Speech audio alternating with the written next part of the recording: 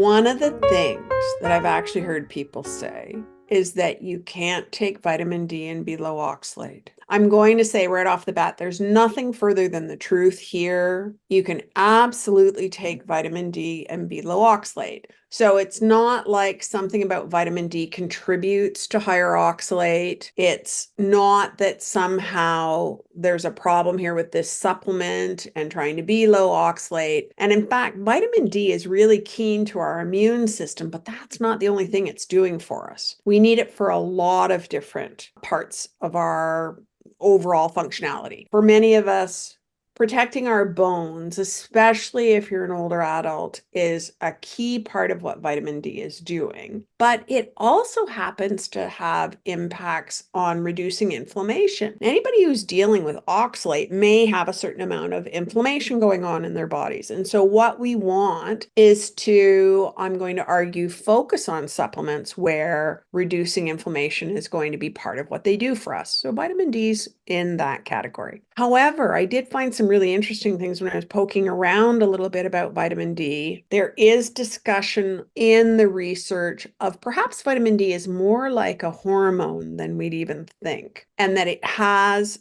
kind of a pro-hormonal impact on the body. So it's a signaling molecule to some degree. And this may be part of the reason why it might affect things like cell growth, which wouldn't have been top of my list of things that vitamin D could be doing. It may also have more impact in terms of neuromuscular function than we might be considering. And for many of us who might have like neurological aspects to our oxalate symptoms, whether that's mood dysregulation or irritability, or, even things where we have extreme fatigue. This could be a factor there. And note that I've underlined vitamin D has something to do with glucose metabolism. So if we're going to be getting energy out of the carbs that we're eating, this may be something we have to be more serious about. So we absolutely want to get enough vitamin D.